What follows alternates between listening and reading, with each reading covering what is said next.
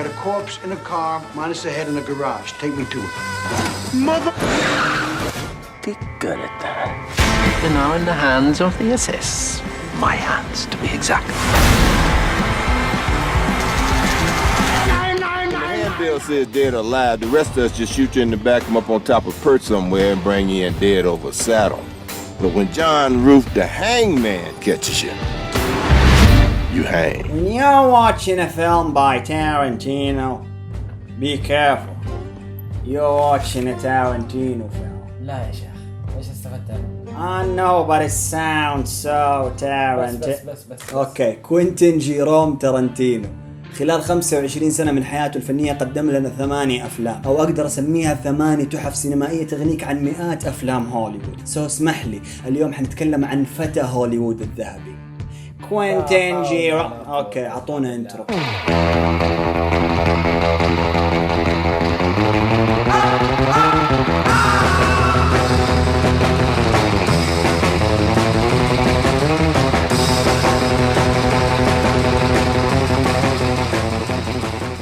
ولد في 1963 نوكسفيل تينيسي لأم ممرضة وأب تركهم في عمر صغير، فانتقل هو وأمه لكاليفورنيا وبدأ حياته العلمية اللي انتهت عمره 16 سنة لأنه تارانتينو كان يرى المدرسة. To me school was prison. I hated school. يا ولد احنا نشبههم المخرجين اللي نجيبهم كل أمهم شاردين من المدرسة. الحين يجيك يقول لك أثرت على عيالي. أول عمل رسمي له كان مرشد في صالة عرض اسمها بوسيكات ثيتر. طبعا الصالة هذه كانت تعرض بوسيكاتس.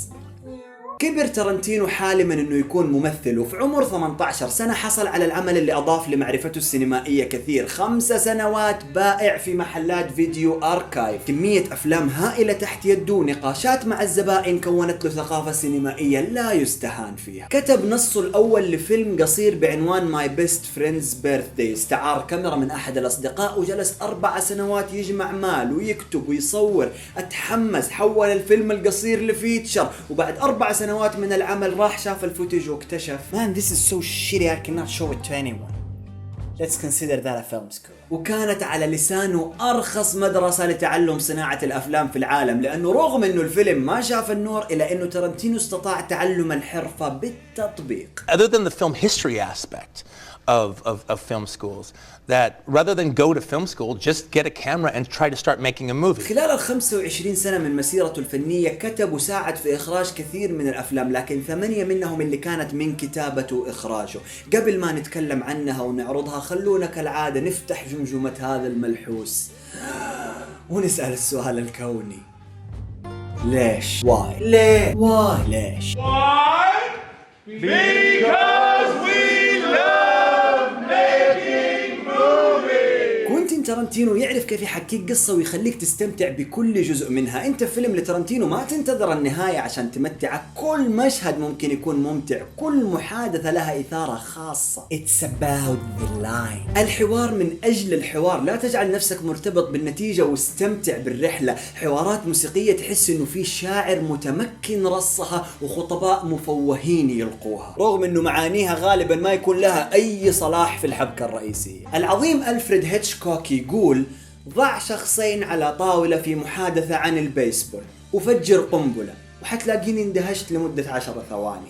الآن ضع نفس الشخصين على نفس الطاولة بنفس محادثة البيسبول، لكن قل لي انه في قنبلة تحت الطاولة ممكن تنفجر في اي لحظة. وهذا هو اللي تارانتينو يحترفه. شغل اي فيلم له حتلاحظ انه في قصة خفية تحت كل مشهد بغض النظر عما يقال فيه.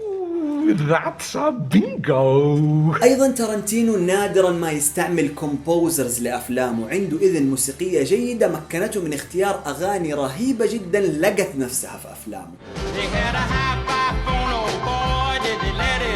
تارانتينو يعرف كل شيء عن الشخصية في فيلمه، كيف انولد، كيف عاش، ايش وضعه في الفيلم وايش مستقبله بعد الفيلم. عشان كذا اغلب شخصياته تكون مقنعة، خصوصا وانه ينقي الممثلين اللي يعرفوا كيف ينطقوا الحوار اللي هو يكتبه. سامويل جاكسون، كريستوف وولدز، اوما ثيرمان، تيم روث. اخيرا هذا الرجل من اكثر المعارضين لنتفليكس ومنصات الاونلاين، لانه تارانتينو جاء من العصر اللي كانت السينما فيه تجربة بحد ذاتها، زي مباراة او أو حفلة، ما هي غرفة في مول أو ضغط على ريموت التلفزيون. عبادي شفت جانجو؟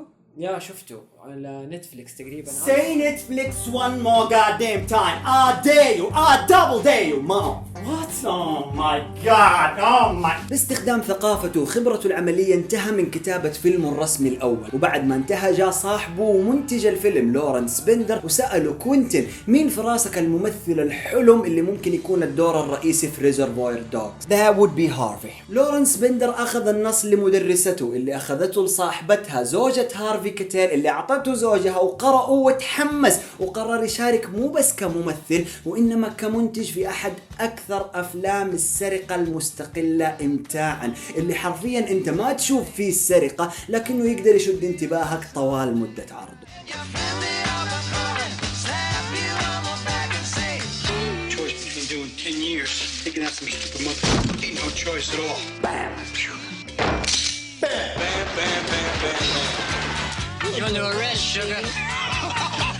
أجر تارنتينو من ريزرفوير دوغز كان $50,000 فقط، أخذهم وراح أمستردام هولندا وبدأ بكتابة واحد من أمتع وأشهر أفلام الجريمة في العالم. You know what they call a quarter pounder with cheese in Paris? What do they call it? Royale with cheese. Royale with cheese. أسلوب عرض غير خطي ممتع، حوارات موسيقية طربية، جون ترافولتا يعاد إحياؤه، ولما نيجي نتكلم بالب فيكشن لا إراديا يجي في راسك صوت Great vengeance and furious anger, those who attempt to poison and destroy my brother. سامويل إل جاكسون شارك في أغلب أفلام تارنتينو، والممثل الوحيد اللي تارنتينو يسمح له إنه يغير في النص، واللي لما نسأل عن فيلمه المفضل لتارنتينو كان الجواب فيلمنا الثالث في القائمة، جاكي براون. What do a stewardess, a gun runner, a bail bondsman, an ex-con, a federal agent, and a beach bunny have in common? You gonna come in on this thing with me, you got to be prepared to go all the way.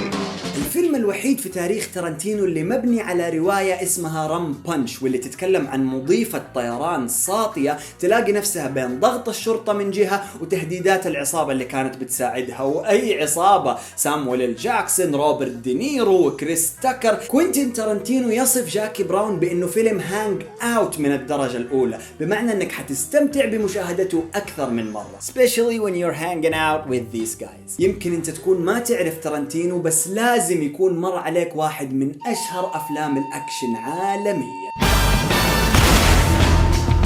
Silly Caucasian girl likes to play with samurai swords. Yeah. Any more subordinates for me to kill? Hi.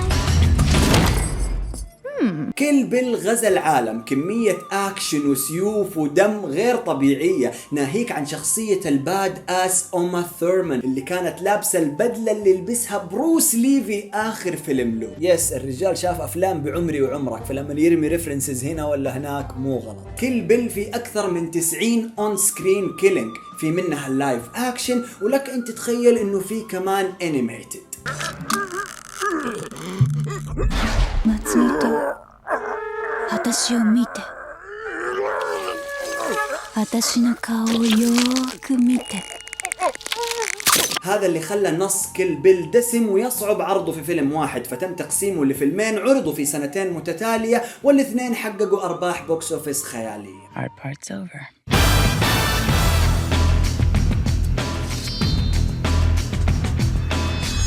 نيجي لديث بروف، فيلم مطاردات السيارات اللي اختلفوا فيه البشر، لكن ما حد يقدر ينكر انه نادر واثبت نفسه في هذا الجانرا من الافلام. خرج للناس اول مرة بجانب فيلم بلانيت تيرر في دبل فيتشر بعنوان جريند هاوس. دبل فيتشر معناها لما المخرجين ينزلوا فيلمينهم مع بعض باك تو باك وينعرضوا ورا بعض في صالة سينما. طبعا هذه كانت موضة زمان لما الناس كانت فاضية.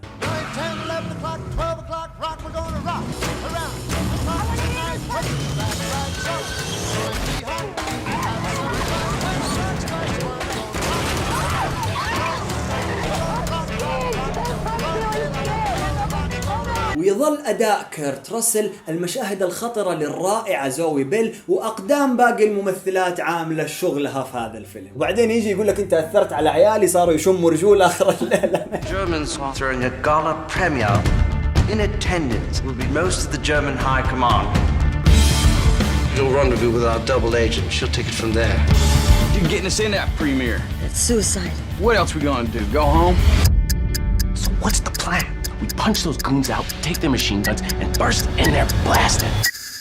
Is that the plan? That's about it. Or not. ونيجي لإنجلوريوس باستردز القريب جدا إلى قلبي وإلى قلب ترنتينو، والدليل إنه ختم إنجلوريوس باستردز بهذا المشهد. I think this just might be my masterpiece. مجموعة من الجنود الأمريكان في مهمة لاغتيال قادات الجيش النازي، وأي قادات؟ القادات اللي مثلهم كوينتين ترنتينو بشخصية الكولونيل هانز لاندا. اللي دومينيك دي كوكو. كمان دومينيك دي كوكو. برافو برافو. كوينتين ترنتينو كان على وشك انه يلغي الفيلم لانه يئس من انه يلاقي ممثل رائع لدور هانز لاندا، لكن فجأة يطلع لنا كريستوف وولدز من العدم وينقذ فيلم ترنتينو ويمتعنا بصريا. I'm putting together a special team. We're gonna be doing one thing and one thing only. Killing Nazis. ناهيك عن دور براد بيت اللي باستخدام ترنتينو له أخرج لنا قدراته كاملة. I spent my whole life surrounded by black faces. I only had one question. Why don't they just rise up and kill the whites? Who knows what could happen? Anyone bring any extra bags? No, nobody brought an extra bag. I'm just asking. جانجو أنشيند هو فيلم ويسترن درامي يستعرض العبودية. أنا شخصيا استمتعت وضحكت فيه بالشكل الكافي. الفيلم معالج بطريقة تصدمك لكن تبقي على ابتسامتك. وإذا تكلمنا جانجو ما ننسى إنه ديكابريو، سامويل جاكسون، كريستوف وولدز وجيمي فوكس في ست واحد، بمعنى حتى لو فقدت اهتمامك بالقصة أداءات العمالقة ستبقيك مستمتع. This here is Daisy Domergue. She's wanted dead or alive for murder. When that sun comes out, I'm taking this woman to hang. Is there anybody here committed to stopping me from doing that? The Hateful Eight، 8 أشخاص كريهين يجتمعوا آت مينيز هابرداشري وسط عاصفة ثلجية في سبعينات القرن ال19. ويا للهول، ترنتينو استطاع بعبقرية حواراته وأداءات ممثليه يبقينا متشوقين طوال 3 ساعات مدة الفيلم في محل خردة.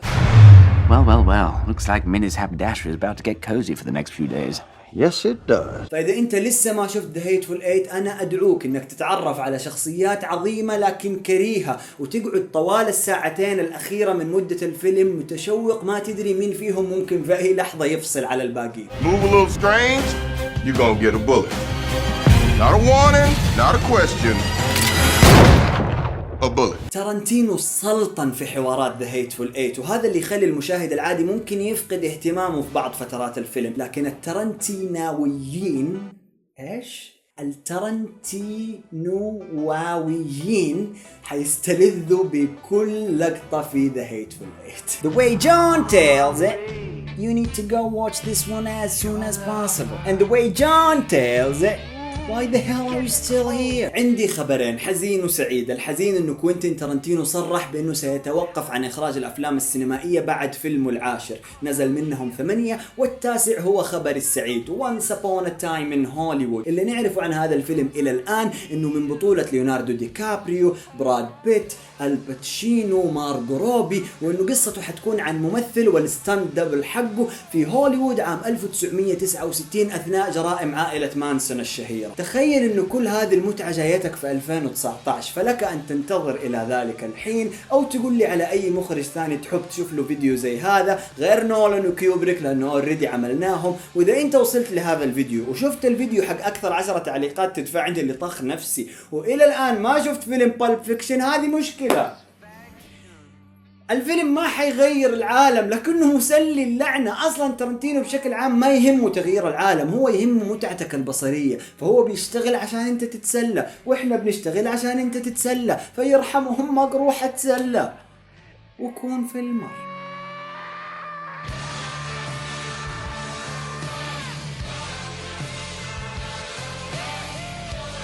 أنا عبادي، تعرفوني طبعا إما مقتولا أو مشنوقا، فنصيحة واحد تقريبا مات 3 مرات إلى الآن، لا تضيعوا أي فيلم من الآدمي ده بيقول لكم. You better do that. I can see you from here. وكونوا في المرسى. يا